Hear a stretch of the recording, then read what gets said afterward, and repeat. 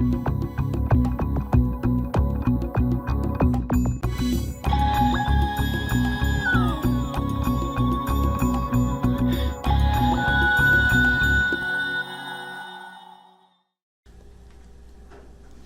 today I'm going to show you how I make these Snowflake shortbread cookies that are really impressive and really simple.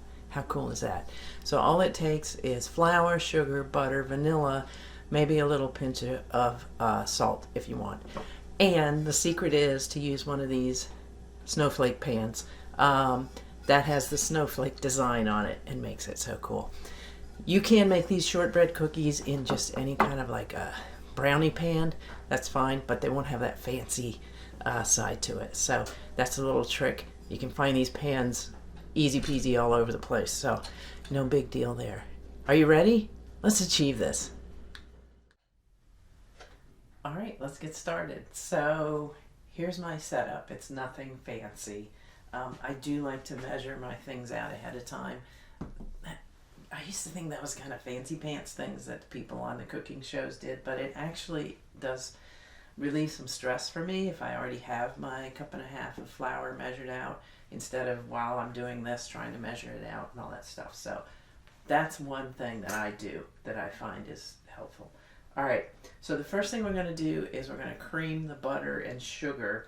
I tried my best to get the butter to room temperature, but it's January and we don't keep our heat up very high, so I'm not sure if it's as soft as it would be in room temperature in another time of year. Anyway, so I'm going to put it in my mixer. I don't have a fancy mixer. I have a Hamilton Beach. It does fine for what I do. And I've got this hook on. So I'm going to go ahead and start this. And you want to run this. Mine has an actual creaming setting, so it's a little fancy. So I'm going to do that for about 2 minutes.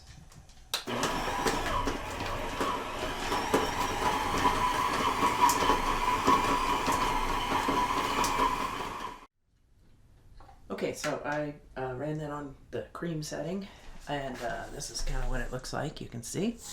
So next I am going to slowly beat in the confectioner's sugar, which I'll put the recipe, it's down below, but the confectioner's sugar is about 1/2 cup, and I'm just going to slowly beat that in.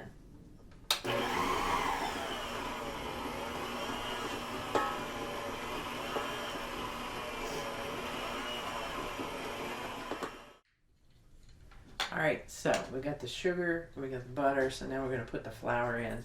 Again, I like to have something with a little bit of a lip here. I always forget to put this thing on to pour my thing in, but I remembered this time. So I'm going to put a 1.5 cups of flour in here now.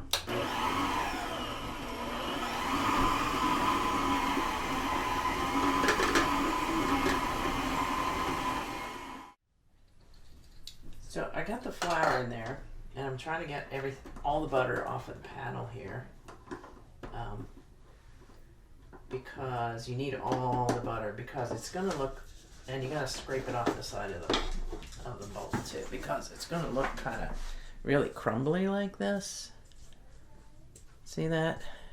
See how crumbly that is? So I got to mix it a little bit more, but the butter kind of gets stuck in places, and like I said, room temperature in the summer is different than room temperature in the winter, and this butter was probably a little bit too chilled, which I understand is a good thing for pastries, but you don't want it too chilled for this. So I'm gonna mix this for a little bit longer. Let me get all the butter off of there and make sure that all mixes in there, because butter is really one of the secrets of shortbread.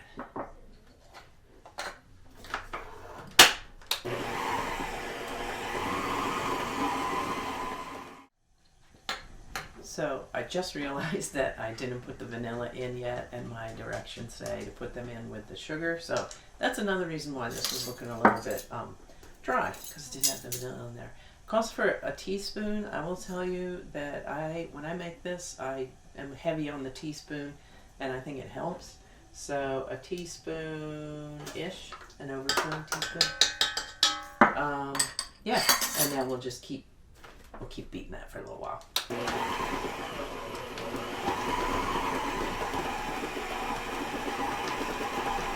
Smells good. And the last thing this calls for is a pinch of salt, because I'm using unsalted butter. If you're using salted butter, I would not add any more salt. I'm just going to throw in that pinch and mix it up, and we're almost done with this part.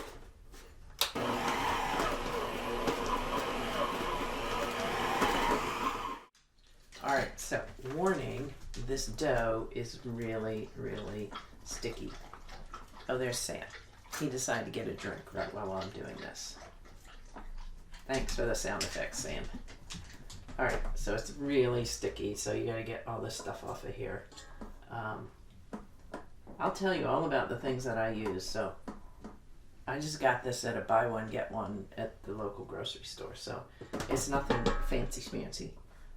It's a handy thing to have, kind of a spatula like this, for things like this, like getting in those tines, because we want all the batter. We want everything. All right. And so this is what it should look like when you take it out of the beater. You can, let me just say this, you can make this without an electric mixer, or you could do it with a hand mixer, or you could just beat it yourself, which is, my family's Scottish. Hey, shortbread. I know that my predecessors did not use fancy equipment like this. I am sure they were mixing these shortbreads by hand. So that is totally doable as well. Alright, so the oven's preheated at 350. If you're like me, you know the vagaries of your own oven. So like ours beeps when it thinks it's at 350, but it actually needs another 15 minutes before it gets to 350. So whatever. Know the oddities, the vagaries of your own oven. Now, we're just going to put this in this pan. As I mentioned before, you don't need a fancy snowflake pan, but if you want them to look like pretty snowflakes, you need to find something like this. They're easy to find online and in a lot of stores. You can also make this recipe in just a brownie pan. That will work fine as well.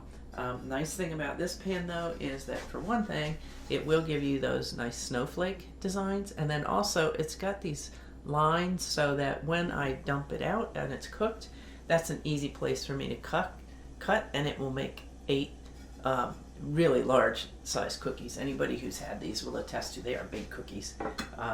But that is why I really, really like this pan. So I'm going to go ahead and put this mixture in here. It is really sticky. The original directions that came with it said to use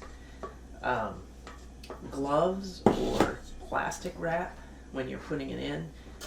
I don't know. I just like to put my fingers in there and get sticky, but this one doesn't seem particularly sticky.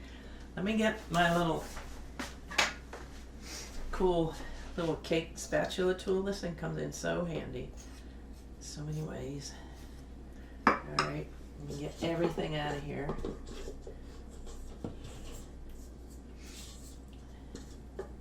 Every last bit of that creamy, buttery goodness. Put that in there. And I'm going to just spread this out. Just try to make it even. It will flatten out a little bit as it's cooking, so you don't have to be obsessive about getting it even. And you're going to think that's not enough, but this is pretty dense cookie, so it is definitely enough to have in here. You just want to make sure everybody gets a fairly even cookie. Try to get it right up to the edges. Spread it out a little bit. It's starting to stick to the little spatula here. Alright, we're almost there. Alright, this thing's got, so it's got, you know, obviously they're little star shapes, so I'm trying to get it all the way into the corners. So these cookies are pretty nicely shaped when they come out. Okay, so that's that for getting it in the pan. Then the other thing is as with most shortbreads, you want to kind of prick the surface a little bit all over. There's a scientific reason for this. I don't know it. I just know it's what's done for shortbread cookies. So this is going to be the bottom of the cookie, so don't worry about making a pretty design. That would be a waste of time because nobody's going to see the bottom of the cookie because they're going to be so amazed at the top. That is probably more than enough that I needed to do. All right, so now I am going to put this in the oven for at 350. Usually it takes about 30 minutes, but I always check it after about 10 minutes just to make sure. This is something that's not going to get real dark brown. If it gets dark brown, it's overdone. It just gets a real faint, kind of pale look on this side of it. So I'm going to put it in 350, check it in about 10 or 15 minutes. I'm putting it in the middle rack of the oven. And yeah, we'll come back and see how it looks. Hey, listen. While that shortbread's in the oven, let me give you another little tip that I do. Because I don't have a lot of family recipes, right? So I look things up and then I write them down in this notebook. That's just recipes that I liked. Do that because you go out there and you find recipes on the internet and you love them, right? And then you don't make them for a few months and you have to go back and look for them again. Who wants to do that? And then you're not sure if it's even the right one because you found 5 different things on allrecipes.com. Get your own little notebook, make your own little recipe book, and then tweak it, don't tweak it, whatever you want to do. But it's yours. That is achievable. Alright, so I took this out after only 20 minutes because, if you can see, the edges are kind of getting brown, and I don't want it to get any browner than that. So we're going to let this sit on a rack for 10 minutes. You gotta let it set or you're never gonna get it out of this pan. So patience for 10 minutes.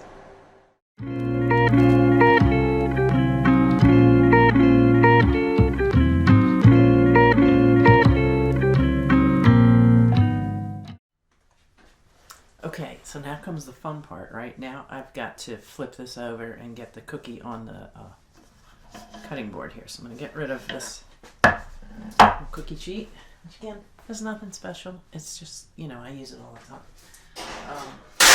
Okay, so here we go. So I've never seen anybody with a great trick for this, but this is what I do. I'm going to put that like that, and then I'm going to, pan's still kind of hot, so then I'm going to flip it over like this. Ooh, that was close. Almost dropped it. And then hope that the cookies come out. I'm going to use something with a little more grip, like a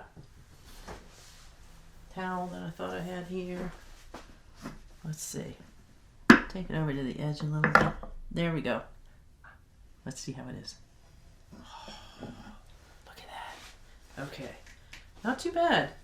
Yeah, it all came out of the pan, so that's good. Oh, it smells so good because it's basically butter and sugar.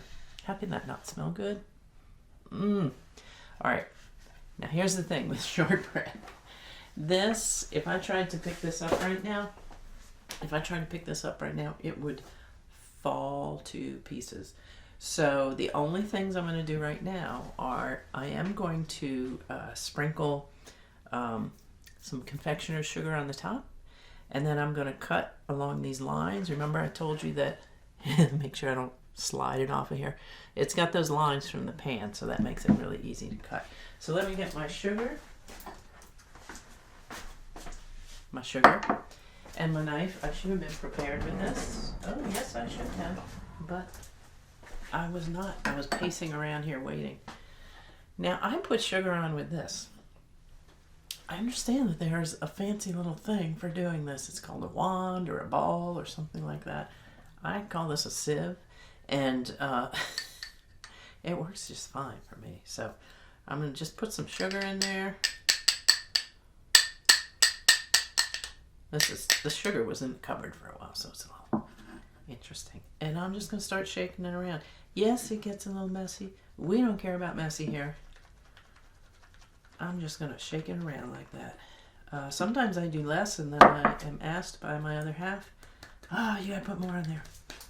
So I'm gonna put more. So we now have butter and sugar and vanilla and more sugar.